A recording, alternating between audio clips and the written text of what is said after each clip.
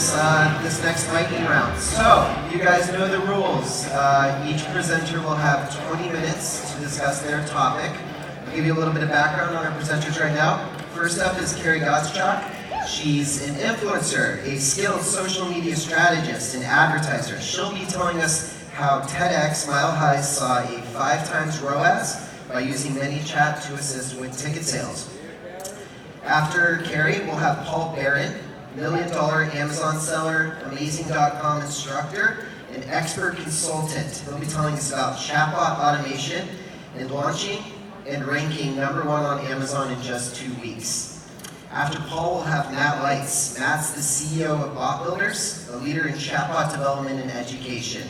And he'll be giving us 8 automation secrets and 8 features and beyond. So come on out, Carrie.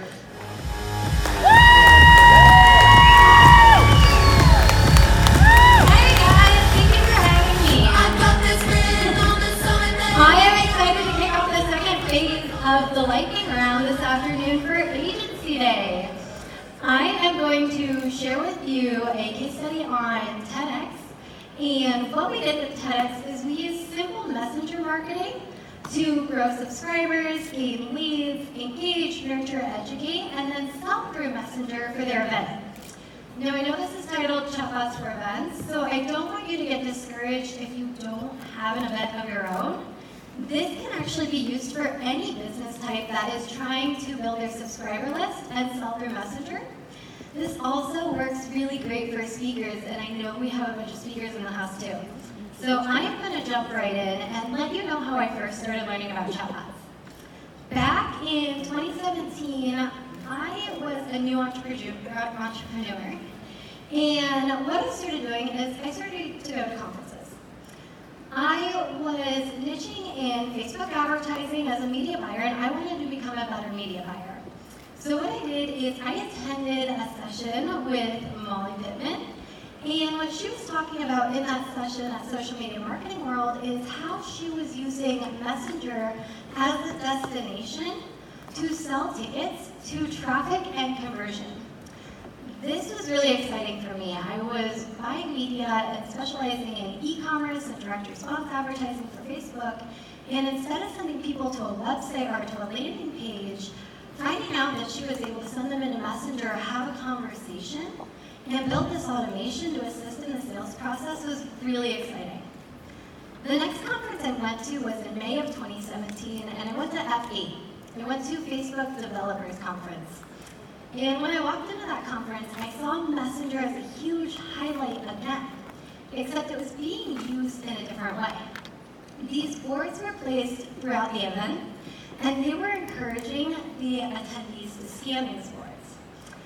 What they were doing is they were providing an agenda for the day, speaker information, they're helping guide us around, giving us information for the after party. So I was still getting really excited about Messenger, and now it's being used in 2 different ways for events. The first was to sell tickets for events, and the second was to provide value at the event. So like any entrepreneur would do, I went home and I was like, how do I figure out how to build these? How does this work? And how do I implement this? So I started to dig around the internet. At the time, ManyChat only had their YouTube channel. I don't know if you guys remember the day of only the YouTube education platform. Luckily for everyone here, last year they launched the ManyChat Masterclass with Molly. This year they just relaunched it with my good friend Kelly just last week. So you have a bunch of new content there for everyone. I recommend you get on here and take this if you're still learning. Even if you think you're advanced, there's always something to learn. Then I started to listen to podcasts. Why I started to listen to podcasts and why I still do today is for ideation.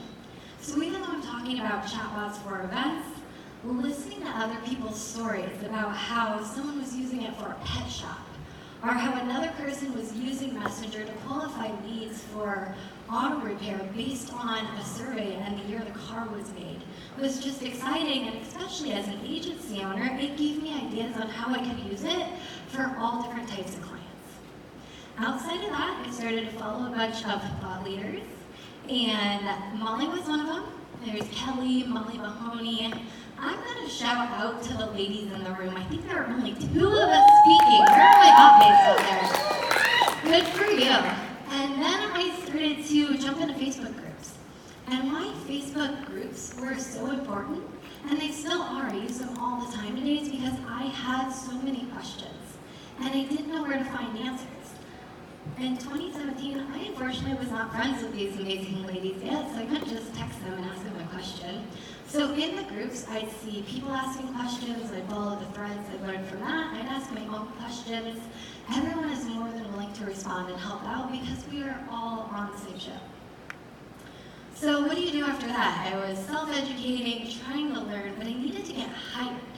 How was someone going to hire me and pay me for something that I had never done before?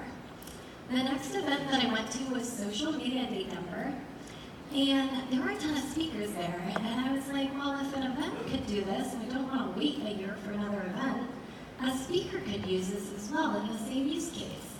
So this is my friend Anthony. He educates on YouTube, and he had gone on a tour of the Bay Area. I asked him if he would let me build him a bot for free. He said yes, and you see this board. It looks similar to the board I saw at F8, so I just was kind of manipulating what I saw.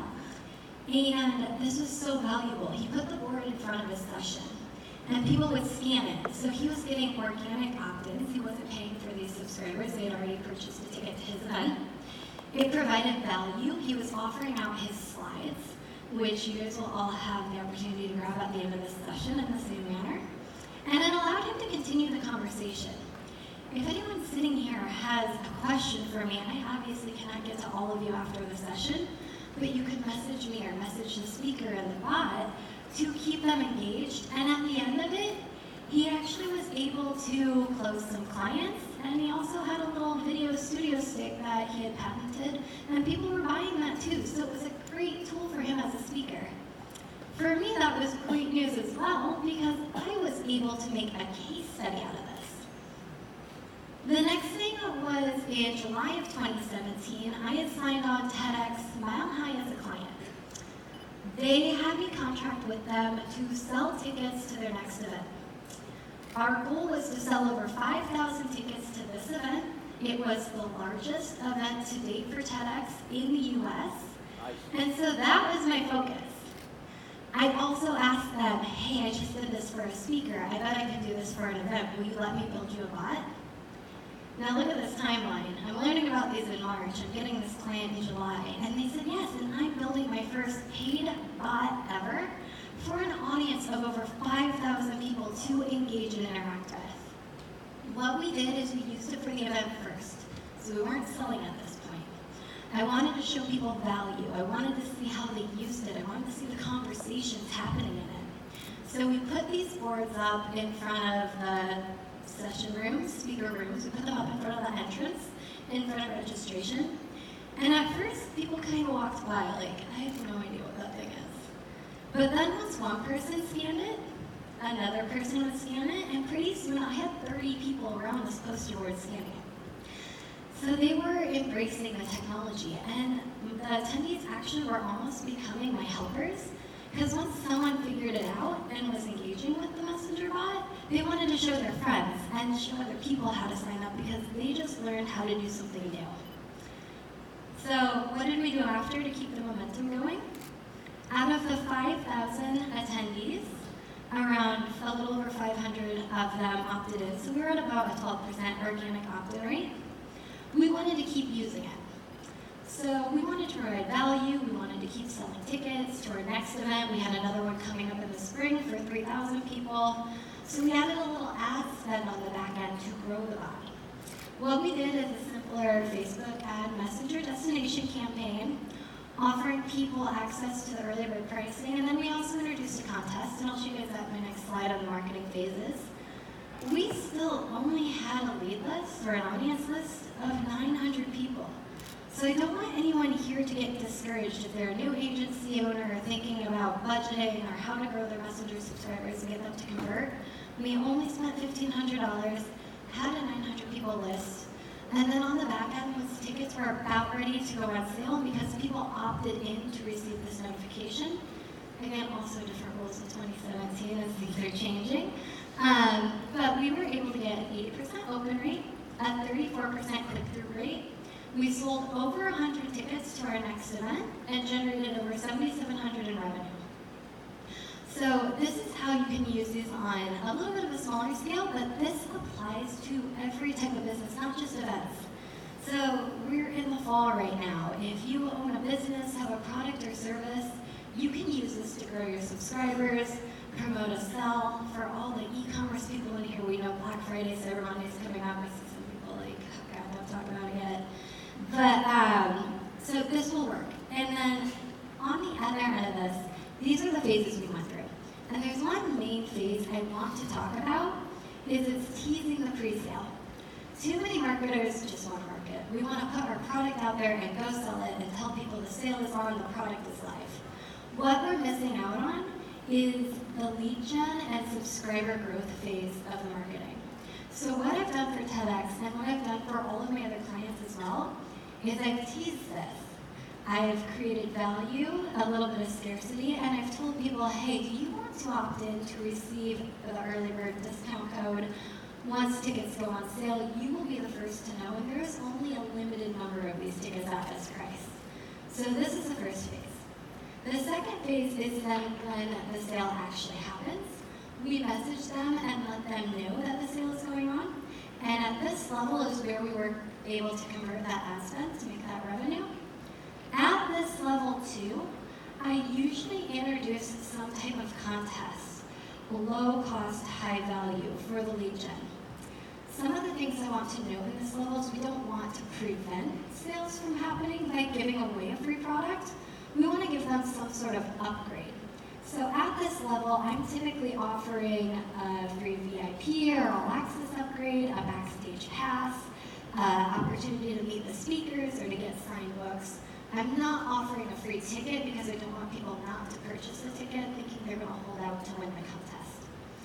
Then at these next two phases, at general pricing and urgency, we're simply just providing value here through Messenger. We're giving them exclusive updates that only they get to know.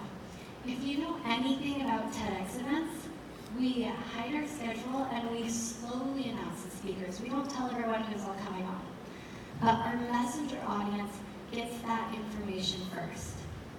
The only other part in these two other phases that we are softly selling is we're just giving them a notification that the ticket prices may be increasing the next day so that this is their last chance to purchase at the discounted rate. So what does this look like? The first example is one of the ads that I have that we run for TEDx. It simply is using the keyword feature that says, send us the message save to get 40% off. Once they send us the message is featured in the middle, and it just says, hey Carrie, I'm excited you want to save, we'll send you a notification, do you want a reminder, and do you also want it to your email?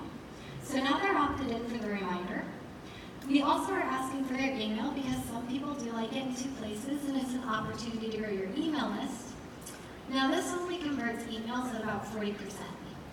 So I also send a follow-up a day later, and I want to talk about this follow-up message for a bit, that says, hey Carrie, I forgot to ask you yesterday, would you also be interested in winning a backstage pass?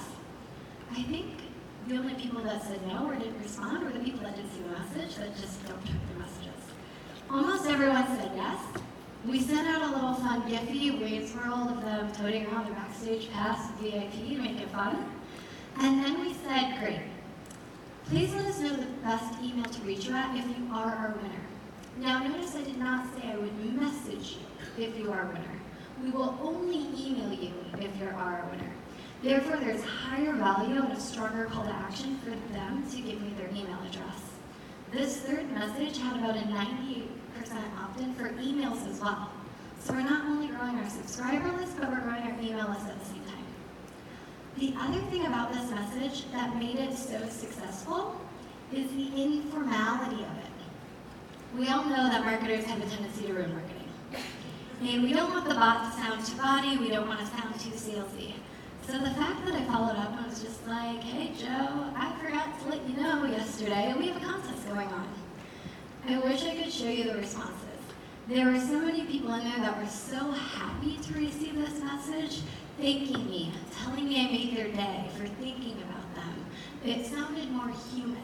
So making sure that we're writing copy for our bots that sounds human also helps the success rate of them.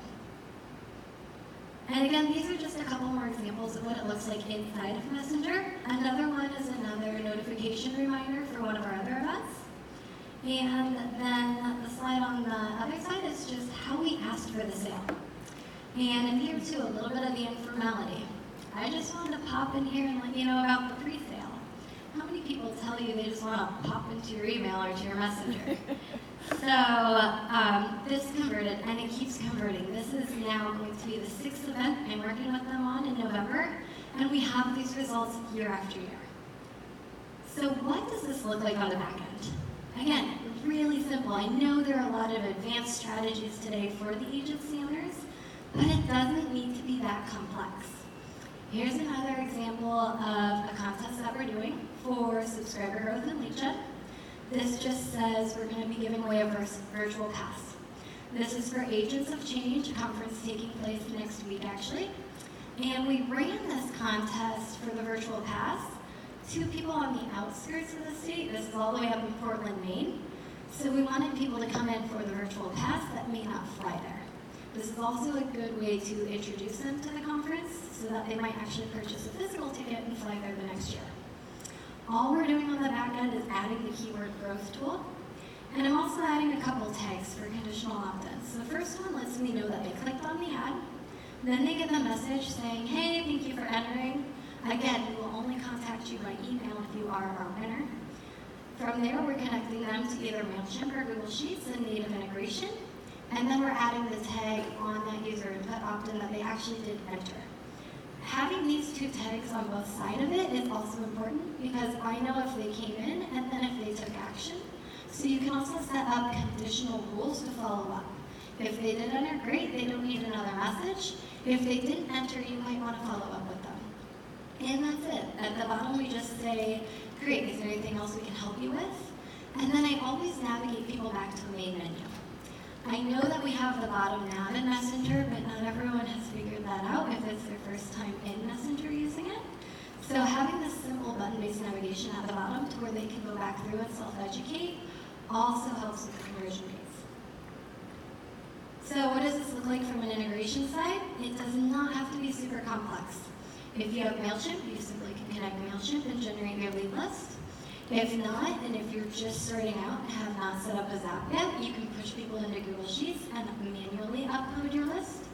Or if you are looking for a Zap on where to connect it to a different type of email list or a more advanced CRM, I go and watch all of Kelly's videos, and she does a great job of how to explain how to connect those if it's your first time. In addition to that, I am simply using the growth tool. I updated this slide a couple days ago because now we do have the QR code native in our growth tool feature. Prior to that, it was the parametric code, those are now gone, and we were using the ref URLs. So what does this look like from the organic growth tool setup? Again, this doesn't just have to be for events or speakers. Businesses can put this in their storefront, take them with them to any conferences or events, even if they're a sponsor. But what I do on these boards is I very clearly tell them what they're going to get out of opting in. Engage or interact with the business page, social media day Denver, Anthony, TEDx Mount High, bots, and this is what you're going to get out of it. So I'm managing the expectations too. On TEDx it says get today's slides, our speaker information, agenda. On Anthony's it says get his slides. So just telling them what they're going to get by opting in because this is a conditional opt-in. And then I'm also giving them instructions. When it was the parametric code that confused people a little bit because they weren't sure how to scan the circle of Messenger, now with the new steps using the QR code, hopefully it's a lot easier for understanding. You just need to take your camera out, don't take a picture, and then scan it, click on it, get to Messenger, click get started. And then how we're creating those codes too is you're just building out your flow. If you're sending them to a welcome message, great. If it's something more specific, like an event guide for the day, or if it's your slides, or a workshop handout or something, just connect it to the correct flow. This is an old way of doing it. I didn't get a chance to update this, but I still like using the messenger ref URL just because you can customize that code a little bit more. I was pushing it through Brain Trust, and then I was adding it to my slides or to the poster boards.